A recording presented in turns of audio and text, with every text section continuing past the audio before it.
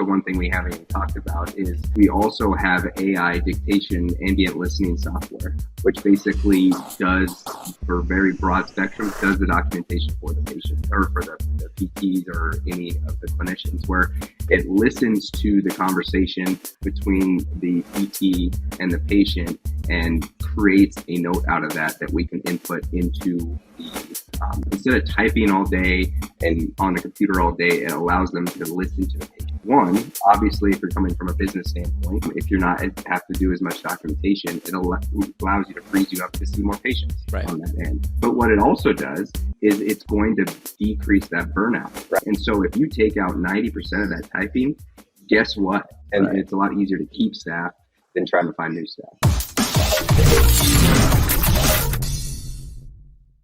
Let's do the quick intros out of the way. Aaron, Avril, introduce yourselves, real quick background, your superhero backstory in pill form, and then sort of context of what you guys get to do now in your role. Aaron, why don't you go first? So my name's Aaron Bauer, physical therapist. I've practiced for 12 years now. And I've worked in kind of any setting there's been out there. Started outpatient, did some traveling for a while. Then stuck about one clinic and basically worked my way up to the manager role. And that was my most recent job title. So got to see running a clinic from the inside, what that entails, dealing with staff therapists, dealing with insurances, dealing with documentation requirements. And so dealing with that for a few years, as most people in that position, a lot of it wears on you, drags you down. Yeah. And it just gets old, really. And so there's kind of two ways to go. Do you want to make a difference from the inside of that clinic, try to make that clinic as best as you can? Or kind of the route I decided to take was trying to go bigger and go on the outside and try to help from the outside in. And so earlier this year, actually with the help of April, I came to a company called Athellis, which is a healthcare tech company that really utilizes AI into practice management, really with a general thought of making a difference in healthcare, and even PT specifically, to easing kind of what I just complained about in terms of my manager role, right? Documentation, billing, insurance, all that. And so basically I got to have conversations to who I used to be every day. But the fun thing is it's helping those people try to change their life for the better. And what it in turn does is, hopefully everyone's thinking about the patient. If I change who I was 5 years ago, that in turn is going to change the patient's life. Yeah. Avril, what's your story? You suckered Aaron into to a different side. What's your background? I can give you some background on how I suckered him in here, but maybe that's for a different conversation. But my name's Avril Suture. I'm a PT again by trade.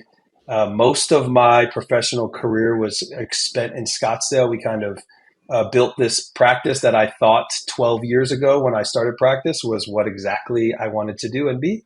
And 12 years later, shockingly, everybody that told you that you wouldn't be the same human was right. And I was like, shoot, I love my career.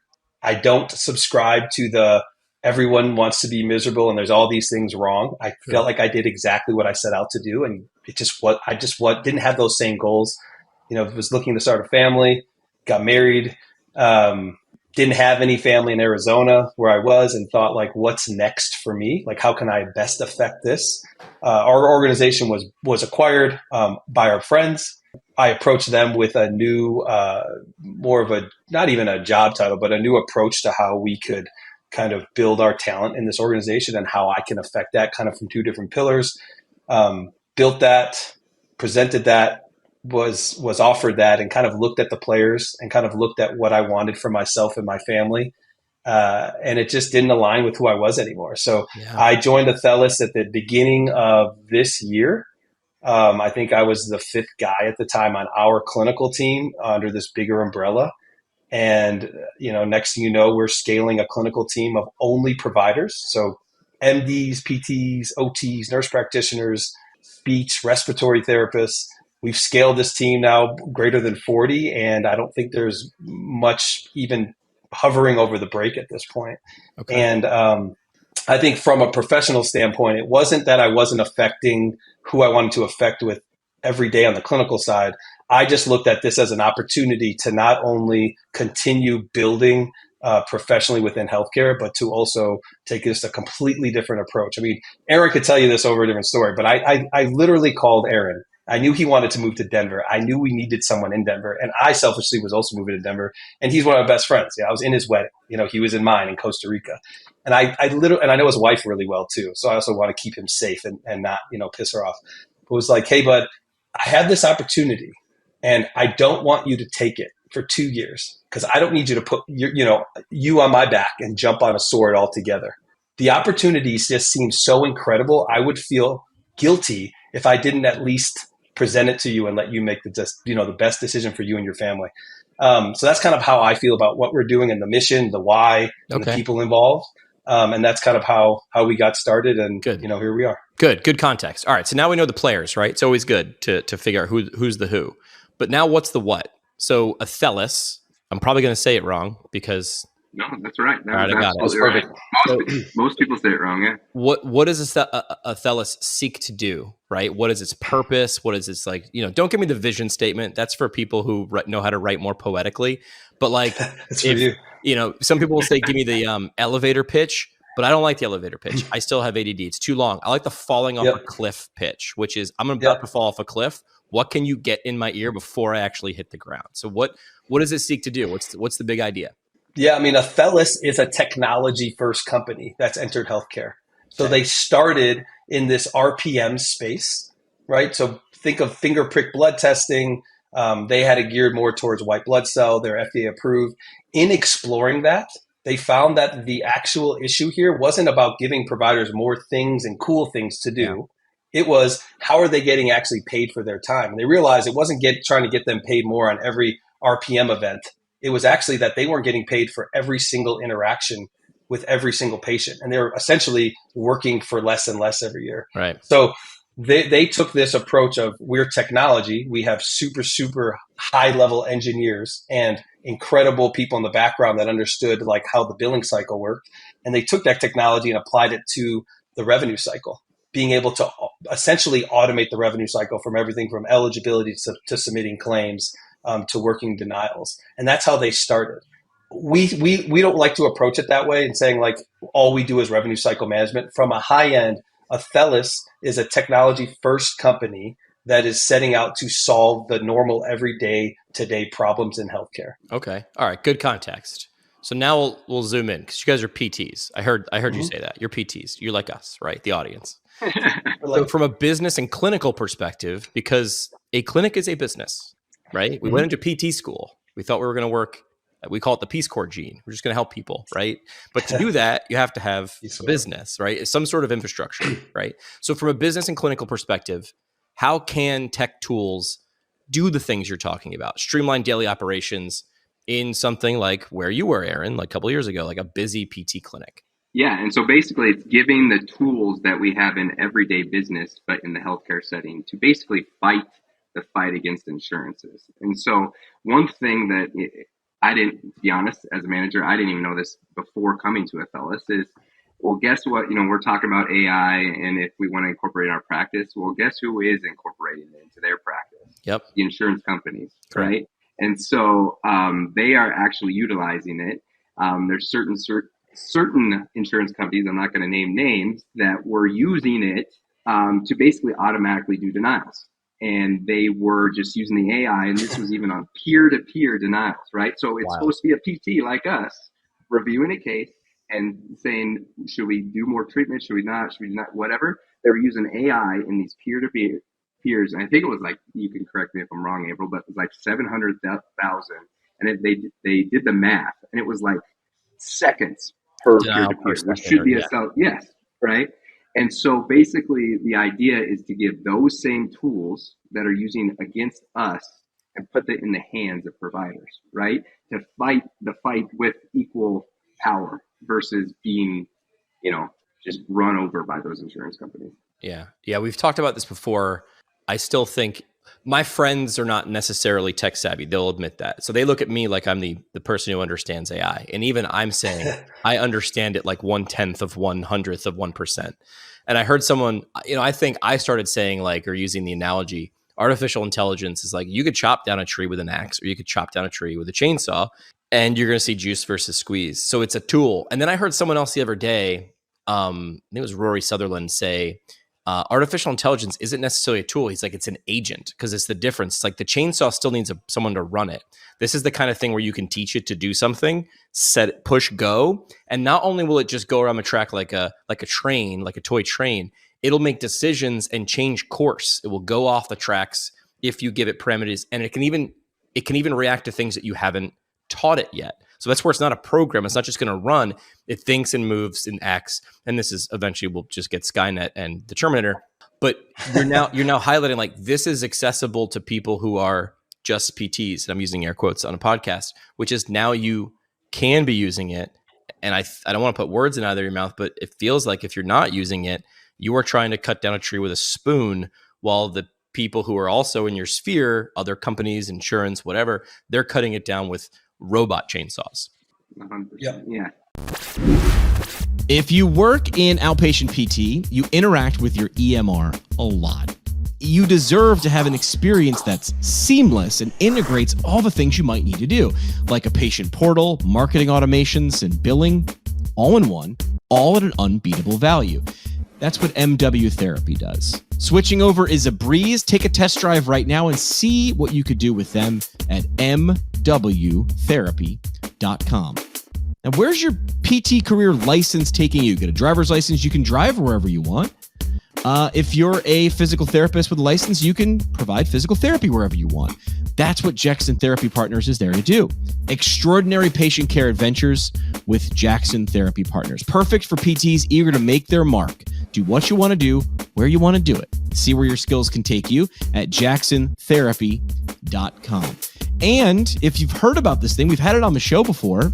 It's called remote therapeutic monitoring. And it could boost your clinic's revenue and help more people. Those two things are good. Find out how Physiotech can help you do that. That is Physiotech at their website, physiotech.ca. That's physiotech.ca. Maybe boost your revenues, your clinic's revenue by $290 per patient per quarter now with Physiotech. But I think another thing to jump in there too is that, and this is a kind of a pushback from healthcare in general, because we don't like to change anything, is No. there is folks that actually think that technology is going to replace human beings. Yeah. Right. And a good friend of mine, he's actually now working with, I think you know him well. You know Anand Choksi, you know him? Yeah. Yeah. So he's we actually just brought him onto our team. He says hi. Talked to him earlier this morning, said we were going to talk. But it's not technology replacing people. It's the clinicians, it's the practices, it's the leaders that understand the use case of the technology that will replace everything. Right. So we're not looking to take humans out of the equation. We're looking to make humans as efficient as we can so they could spend their time where it's the most necessary. And we have the data to support, hey, the tech can do this very easily, efficiently, without error. They don't take vacation, they don't get sick. Right. But we need humans here. Right. If we give the humans time, they can spend time there. So we talked about the financial strain before we actually hit record. This is why I should just hit record as soon as people pop on. But we talked about, hey, we all want change and we complain for change. And when we're presented with an opportunity to change, myself included, we typically just say, I will, just not right now. And I heard a great quote. I love stealing quotes. I just never remember who said them, but it's, you won't take action until the pain of inaction is greater than the pain of action. So it's like, I'm not going to get off the couch until it hurts so much that I just feel out of shape or whatever. I'm not going to do it until that hurts more than the actual thing. So we'll talk about a specific pain, financial strain of decreasing reimbursement. We can get mad at it all we want, yelling about it and change it though. So the rates are a growing concern for PTs. What role do you two see technology playing in helping clinics maintain profitability without compromising patient care? Because if you can't do that, you're not going to exist. Then there's no patient care. So you have to be paying attention to this if you are listening. So when I throw that out there, no pressure, but how would you sum that up, or what should we be doing in that area? And Jimmy, I love that, because that's where we start. Again, how Athelis approaches it, right? It's education. We have practices, good friends of mine, colleagues, friends, kind of in between. They'll tell me they have a biller. I'm like, hey, this is kind of the space where I'm like, oh, I'm good. I have the bill. I have a biller. It's like, of course you do. The lights are on. You submit claims. I hope you have a biller, right? So even in our essence, it's education. Like when we talk to a practice, we take an approach. We don't have any money involved. It's completely complimentary, no obligation. We just jump in with the practice. We pull their data and we build them this dashboard, and it's for education. It's how are you actually doing? And they have no idea. I'm talking about on paper, successful practices. Everyone knows who they are. We rip off the Band-Aid. We pull every single metric that you possibly could think of that would show, is your process in a place where you're pushing success for the practice? And the overwhelming answer is absolutely not.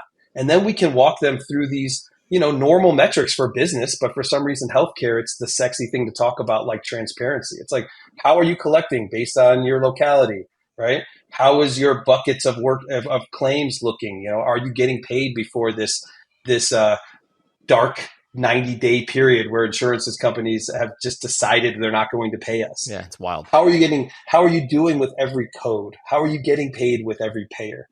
And again, I'm not talking about the people who know they're bleeding. The worst cases we have that turn into these outrageously lucrative partnerships for these practices to work with us is because they're like, oh my God, I have no idea that I wasn't working. I have to do 2 or 3 more surgeries every week. I got to see 10 more patients.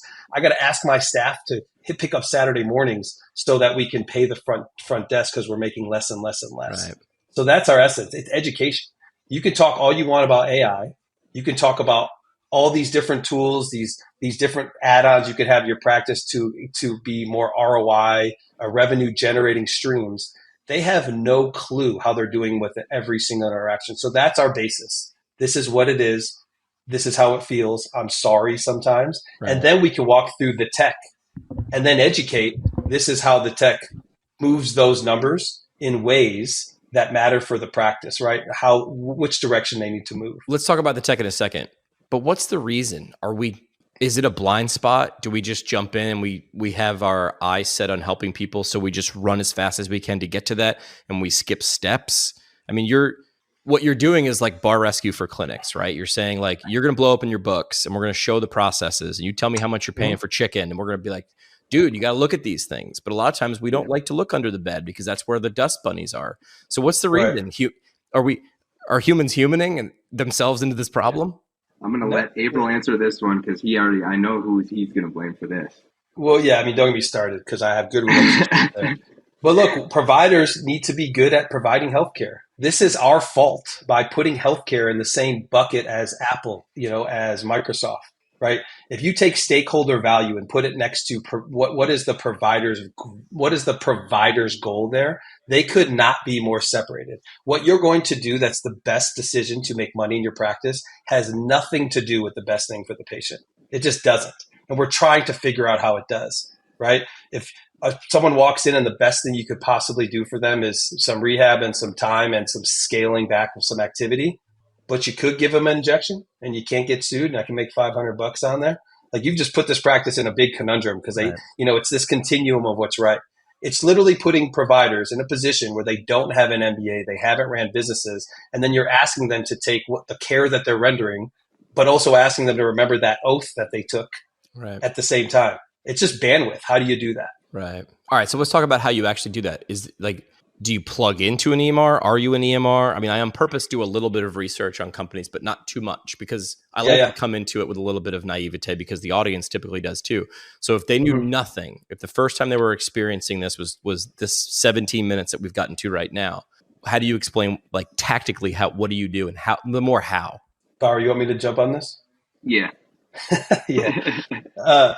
So our approach is, again, it has to work for the practice. Sure. I wish you could buy this off Amazon and plug it in and it just worked for everybody, right? We would all make way more money. It'd be efficient. It would be something that everyone could use. Unfortunately, healthcare, if your practice was across the street, you were a competitor, we had the same payer mix, same size, we're going to operate very, very differently. That's just how healthcare is, right? So our approach is more taking a provider's EMR that is web-based. So as long as we can get into that EMR, we basically build out. I'm not going to call it an integration because integration means you put buttons on EMRs. We basically build through a technology where we can capture the data, and we pull the data all day long onto our system. And the practice essentially lives on our system for every single thing they do in terms of eligibility to claim submissions to denial management. Got it. So now what it does to, you've got a way to sort of pop open their hood and take a look without actually having to necessarily formally plug in. We don't have to do any of it. In fact, when we work with a practice, really all we need to do is have a BAA sign, because no one likes to get in trouble by HIPAA. It's kind of a big deal. And then basically all we do is get like login credentials where we can pull the data from wherever payments are posted, and we can build them that dashboard. Got it. Okay. All right. So I'm seeing how this is going to help. What are some of the successes? So now we understand who's involved, what the problem is. Right now we're charting out a good story. Every problem or every good story has to have a problem, right? Frodo's got to destroy the ring. I understand what the problem is, and now the journey is set forth. What are some of the successes? Like, you guys said we can do this. How has it worked? Like, you don't have to use real names or anything like that. You can anonymize it, but what does success look like? What's the after photo and the before and after photo? Yeah, I mean, I love that question, because I would say, who's asking me that question? Because if I talk to a front desk, right, there's too many answers there. But if I have a front desk person, right, and they run it, that's a totally different answer than talking to the person on the top who runs the business. But at the end of the day, our metrics tell us that 95% of our partners are making more money per claim. And how are they making more money per claim? Well, our first pass rate, right? So submitting cleaner claims, having denial management in real time. So essentially what we're able to do is take an AI and attach it where when a denial comes in, we grab the denial, we match it to the most up-to-date payer policy, and we constantly are resubmitting. But we're not doing this one at a time. We're taking a denial, we're matching it to all the other denials that have the same reason, the same CARC and work codes attached, so the same fix. We bundle them together and then resubmit them. That has to happen in real time, because insurances on a Wednesday can decide they're going to change payer policy. It's like hitting the ball to third base. They punt it into left field and say you're out. And you're like, we got to throw it to first. Well, not today. You don't like it, stop playing baseball. Well, I can't stop playing baseball. I can't stop taking Blue Cross, because Blue Cross is 90% of my payer mix, right?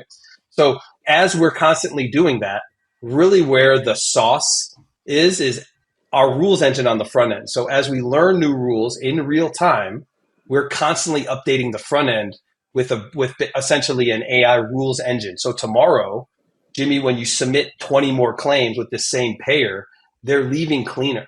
So it means first pass rate's higher. Our denial rates are less than 2% across our platform. We have $5 billion as of today. That's growing, but as of today, there's $5 billion going through our system, right? You're talking about claims hitting 90 days. That's work you've done.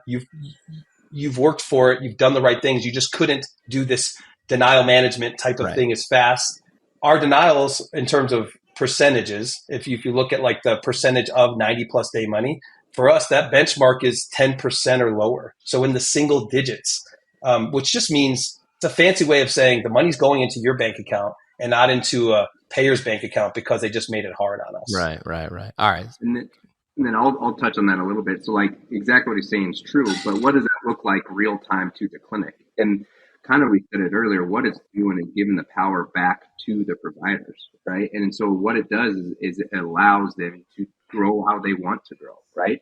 We've had clinics that the increased profit has allowed them to open another location and grow as a business. We've had business, and I've seen this on the PT side of things with the decrease in reimbursement, where they're struggling to pay, right? And so what are they doing?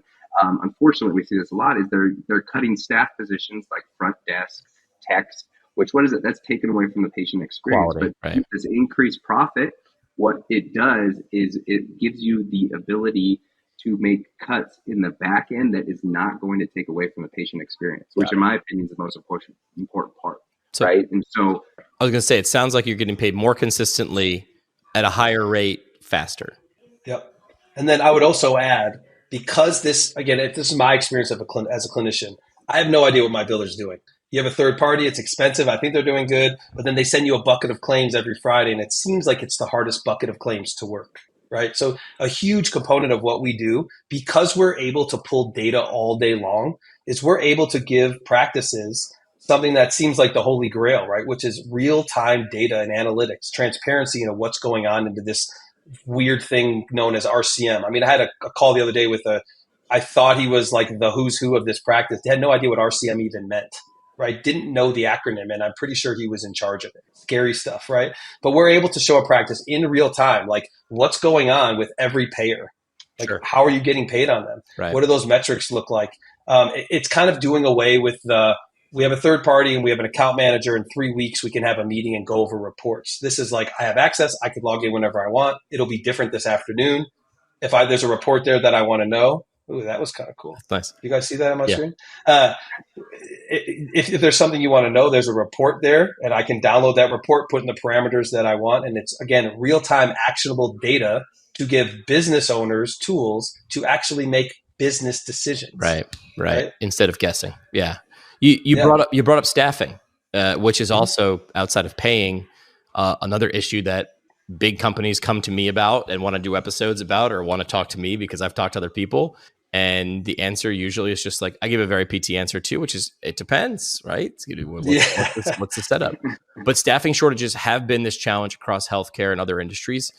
How do we'll pivot a little bit and go away from payment and denials to this. How do you think clinics can leverage technology to operate more efficiently with fewer staff? So the increased payment, obviously, but also one thing we haven't even talked about is we also have AI dictation ambient listening software, which basically does, for very broad spectrum, does the documentation for the patient or for the PTs or any of the clinicians, where it listens to the conversation between the PT and the patient and creates a note out of that we can input into the EMR, whatever EMR they may have, to, again, let the PT do more of their work, right? Instead of typing all day and on the computer all day, it allows them to listen to the patient. In terms of staffing, this can work kind of twofold. One, obviously, if you're coming from a business standpoint, if you're not have to do as much documentation, it allows you to freeze you up to see more patients on that end, right? Not a lot of PTs are excited to hear that, but if we're looking purely at a business position, it gives you that opportunity. But what it also does is it's going to decrease that burnout, right? So we both complained about documentation at the beginning of this podcast, right? And so if you take out 90% of that typing, guess what? That burnout is going to go away real quickly, right? And so then we don't even have to talk about recruiting staff. Obviously, I think it's kind of a sexy thing that it does help recruiting, but guess what? You're not going to lose staff because you're not burning them out. And it's a lot easier to keep staff than trying to find new staff. Yeah, I forget who was the person talking with me, because I talked to a few people, is they took thousands of PT notes and ran them through artificial intelligence, and they found two main things. Number one, we were documenting a lot more than even the requirements of the insurance company. So we might bitch about having to do this, but we were doing above and beyond because we want to be safe. And I'm using a lot of air quotes in a podcast. We wanted to be safe. So you're doing more than you actually have to. I would like to do enough than I have to, right? I would actually like to just talk and have that done for me. So it feels like you're saying that it does that. And the other side of that report was PTs were providing more services. They were doing more, but not billing for everything, because I want to be safe. Because everything we were taught to is make sure you can defend it if an audit were to occur. So we were doing too much and charging too little, and then complaining about declining reimbursement and things being and the burden of administrative burden. So if you actually did what you were supposed to do and charge what you were supposed to charge, you'd earn more and do less. It sounds like we're going to get better at doing that. Maybe not on day one, but it sounds like tools like this are also, I don't think you really said it, but this is where the marketing guy comes in. That's a draw. If I'm a brand new PT and I have a choice between working for clinic A and B and everything else is equal, and one of them has this thing that's going to make my life feel like I can breathe a little easier and the other one doesn't, it tells me something about that clinic. And I know on day one, I'm going to have these better tools, and I want to be a better clinician and work more effectively. It feels like it should be a recruiting tool. Yeah. 100%. Yeah. And Jimmy, you also outlined like patient experience, right? This isn't just about the patient to provider interaction. In fact, I would challenge most negative Yelp reviews or wherever they come from these days is probably more for the other stuff, not the actual Like what? Aaron Bauer. Like, what do I owe? Right? How do I get my payment information? What's going on with my claim? How do I schedule? What are my benefits? How come you can't run my benefits? What do you mean I have to go run my benefits? So how does this Right? help that? So what we're doing on when we partner with the practice, and we don't throw that term around loosely, we partner with practices. We're not giving them some software to use that hopefully it goes well. We're approaching them from a transparency point to an automation point to like white glove service. Why? Because we're dealing with humans, and humans are impossible. They're unpredictable. Yeah. They have bad days. They have good days. You just don't know where they're coming from. But the tools that we're able to give practices are not just for the clinicians. It's not just for the business owners, but it's also for the front office folks. What can we automate in their day? What more time will they have if we run eligibility on every single patient? And if patients walk in, we have a live eligibility check. Doesn't seem like a big deal for me. I'm a clinician. I didn't have to deal with it. If they were mad one day having a bad day, no, it's because they're logged back with a bunch of denials they're not going to get to. They have a line of angry patients, and for some reason we can't tell them what's going on with their claim, and now they think we're in bed with a big insurance payer. Right. They don't know that we're just as unhappy with that interaction as they are. But what our tools put into place is like collecting payments. You guys know this in PT clinics. It's almost like it's like uncomfortable. Like, oh, pay me, yeah, pay me later. If you don't collect at the time of service the money, you're probably not getting the money. And then, God forbid, you don't have the medium that they prefer to get you their money, a pay to text, a letter in the mail. If you don't have that method, you're even less likely to get it. Right. So what we're also doing, again, is we're not just approaching it from, let's put this piece there, let's bolt it onto what you're doing, because we already have the data to show people it doesn't work that way. It's an everything, all-inclusive. We can give the providers tons of automation in terms of front staff interaction. So guess what? The front staff can also treat the patient, right? Air quotes again. They can actually spend time with the patient, listen to the patient, and take care of them instead of sitting there like this, giving them side eye. Yeah. Anyways, hold on, there's a call. I got to get through all these things, or my boss is going to be pissed we didn't get the money. Right. Understood. Good. Love that answer. Last thing I'll throw out to both of you, as this happens, as early adopter and laggards and all those terms we learned about, integration and new ideas, right? As PTs, they will do it. It's just, are you going kicking and screaming, or are you just going to wait until it's too late? As they integrate more tech into their practices, how should they balance this thing we were sort of just talking about, personal touch in patient care, with maximizing the efficiency that tech offers? Like you are literally at this intersection of doing this. Any words of wisdom that you'd want to leave with clinicians who are maybe on the edge of a diving board going, okay, I know I'm 30 minutes in this episode, I'm still here, which means I know I should jump. It's just, I'm wondering how cold the water is. What would you say to them? I like just using an analogy, right? And so we're at the kind of precipice of, I know we're kind of all old enough, but I remember life before some smartphones, right? I remember before smartphones, I remember texting and I remember I didn't need a smartphone, right? When smartphones first came out, why do I need email? Why do I need the internet? Why do I need all this? It's useless, right? Now, I couldn't imagine life with a flip phone, right? We literally couldn't do our job right now without a smartphone.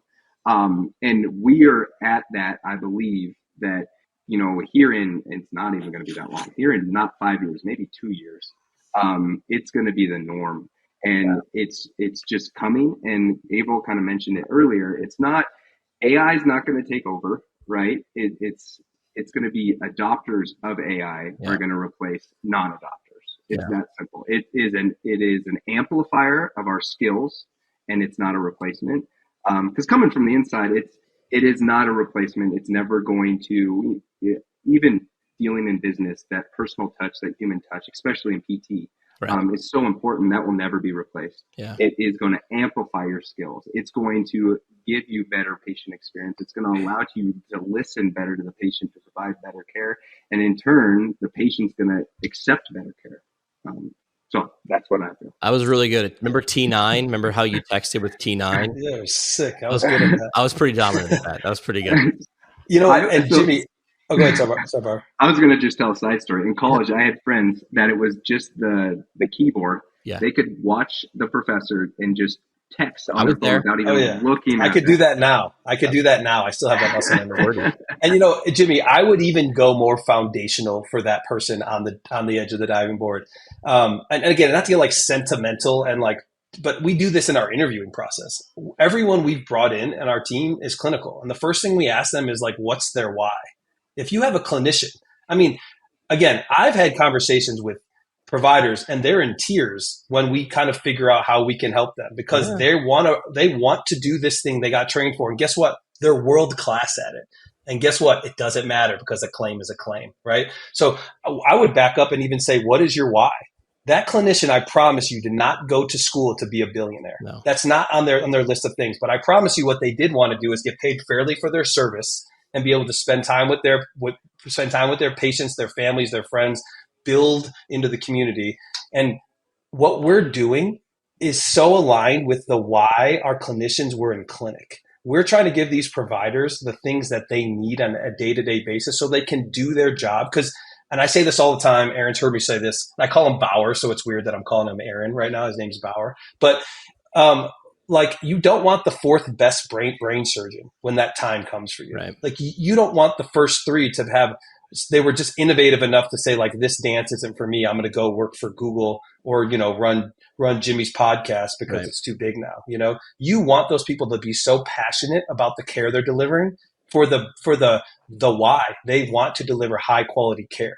So it's, for us as clinicians, it's very, very easy to have these conversations, to sit down and again, maybe get a little bit too emotional about the conversation. But if we pretend like that doesn't matter and that we could just continue with how we're doing things now, either one, you're not a clinician, so you don't understand, or you're just not paying attention. So again, that's kind of like where our ethos is and kind of where, our approach comes from. Good use of the word ethos. I love ethos. Last thing we do on the show is the parting shot. It just gives you guys a chance for a mic drop moment. Sum it up. You can repeat something you've said already just to emphasize it, but we'll go with Bauer first. What do you got? I would just say it's AI is one of those things that is very, thanks to Terminator, has some very negative connotations. Yeah. And it's one of those things that it's coming along and we want to adopt it and just embracing it. And to be honest, it's going to make your life better.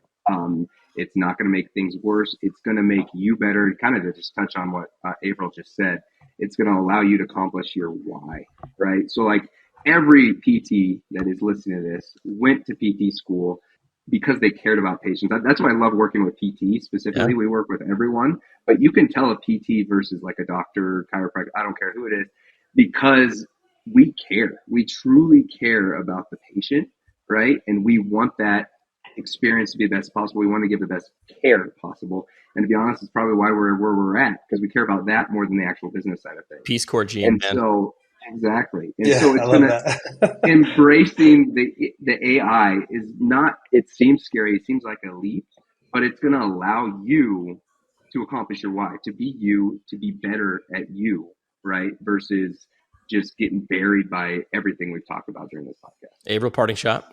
Yeah. I mean, to piggyback on that a little bit, it's like the whole, we talked about this earlier, but like, we can't keep approaching this problem how we've been approaching it, right? I even have conversations all the time where people want to reference these dinosaurs in the industry and get their opinion. And part of me is like, are we being too slow to change because we're getting in our own way? And again, no one's going to save what's happening right now in healthcare. And again, our mission is, I'm not going to air quote the change healthcare, but our mission is to approach this from a completely different direction and say, hey, this is broken and we need to fix it. And the only way we're going to fix that is taking really, really smart driven people that are aligned on the why and be able to get together, collaborate, stop doing what we've been doing and make this happen. Because we have the data, we have the tools. So we need to kind of bind together there and just be able to highlight the things that are missing. And again, attack it from a different direction, because seeing more patients, adding a force plate, adding blood flow restrictions and some other modalities, you'll get the barkers out of the bleachers saying that there's no efficacy there in any of that, but patients like it so you can make money. I mean, that is not the right way. The right way here, right, is taking what we're doing, the value we bring, and making sure that the care we're rendering continue to support us rendering high quality care. Athelis.com, AI-powered operations for healthcare. Appreciate you guys weighing in on this. I think that the end of the diving board is very crowded these days. They understand that they need to do something, but humans are going to humans, so they're saying, okay, I'm going to wait till enough people have jumped. And I think what I'm hearing is you got to do something. You might as well go with someone. People are jumping. Yeah, people are jumping. Gentlemen, appreciate the time. Thank you for this. Thank you. Thanks, Jimmy. Appreciate it.